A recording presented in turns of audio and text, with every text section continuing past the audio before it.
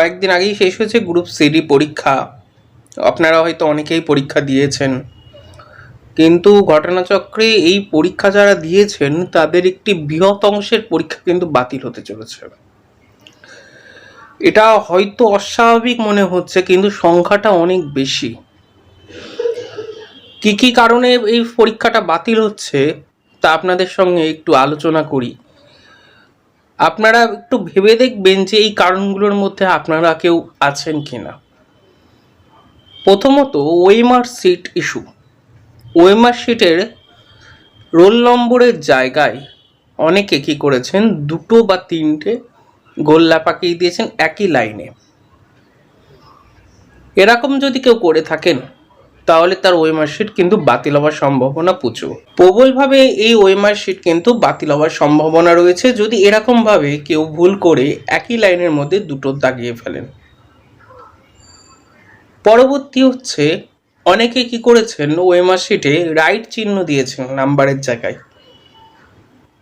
Feel করেননি, শুধু right চিহ্ন দিয়ে চলে এসেছেন। তাদেরও ক্ষেত্রেও কিন্তু ওএমআর শিট বাতিল হবে। গ্রুপ সির ক্ষেত্রে অনেকে মিডিলে সি দেখে সিরিজটাকে সি ভেবে নিয়েছিল, হয়তো তার সিরিজ বি, এ, ডি এর মধ্যে একটি, কিন্তু তিনি মনে করেছেন তার সিরিজ সি। সেক্ষেত্রেও পরীক্ষা বাতিল হওয়ার সম্ভাবনা প্রবল। একই রকমভাবে ডি এর ক্ষেত্রেও হয়েছে, মিডিলে ডি দেখে এবিসি সিরিজ থাকা সত্ত্বেও অনেকে ডি করে ফেলেছেন। এই কারণগুলো যদি আপনার ওএমআর শিটের মধ্যে থেকে থাকে তাহলে আপনার পরীক্ষা বাতিল হওয়ার সম্ভাবনা কিন্তু অনেক অনেক বেশি।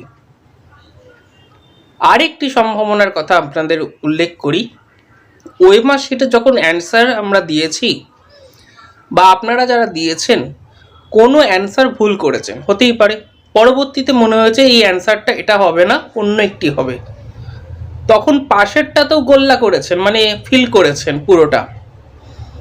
ফিল করার পর প্রথম যে ফিলটা করেছিলেন সেটাকে ক্রস করে কেটেছেন, কেটে দ্বিতীয় ফিলটাকে বোঝাতে চাইছেন যে দ্বিতীয় ফিলটা সঠিক উত্তর।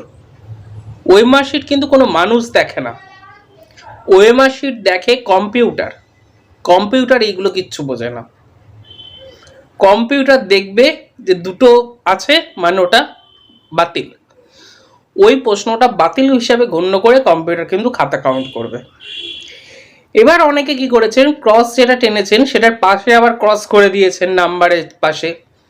যদি 6 নম্বর প্রশ্নের 2 নম্বর উত্তরটা আপনার মনে হবে অপশন বি, আপনি প্রথমে করলেন, তারপরে আবার অপশন সি মনে হলো আপনার হবে, আপনি বিটাকে ক্রস করে দিয়ে সিটা করলেন, আর 6 নম্বরের সাইডে একটা গোল রাউন্ড সার্কেল করে দিলেন, ব্র্যাকটা ক্রস চিহ্ন কেটে দিলেন। খাতা কিন্তু বাতিল হওয়ার সম্ভাবনা রয়েছে। আপনি খাতাটিকে স্পেশাল মার্কিং করলেন, সেই হিসাবে কিন্তু আপনি গ্র্যান্টেড হবেন। এছাড়া অনেকে সিগনেচার করেননি, এর জন্য পরীক্ষা বাতিল হওয়ার সম্ভাবনা রয়েছে।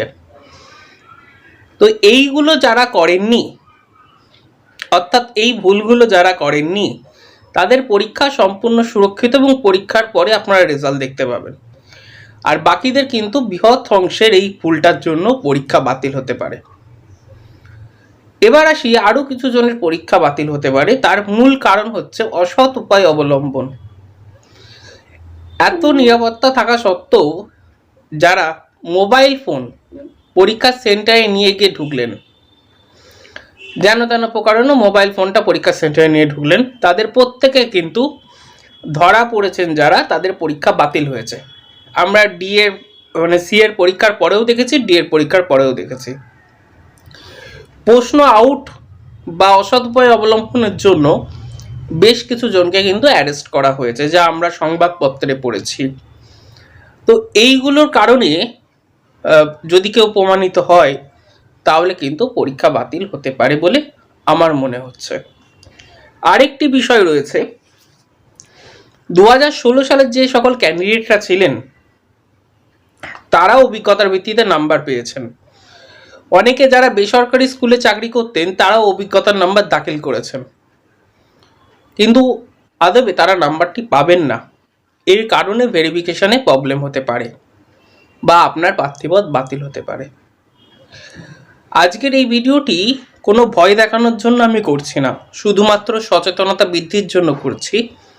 আপনারা পরীক্ষা দিতে যাওয়ার আগে অবশ্যই ওএমআর শিট কীভাবে পূরণ করতে হয়, ওএমআর শিটের নিয়মাবলী কী আছে সেগুলো দেখে তারপরে পরীক্ষা দিতে গেলে আপনার পরীক্ষা খারাপ হোক ভালো হোক ভ্যালিড হবে।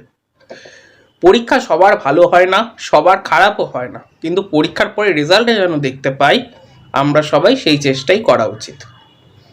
ভালো থাকবেন, সুস্থ থাকবেন। এই রকম ভিডিও দেখার জন্য আমাদের চ্যানেল সাবস্ক্রাইব করুন। ভালো লাগলে লাইক করুন, কোনো প্রশ্ন থাকলে কমেন্টস করুন।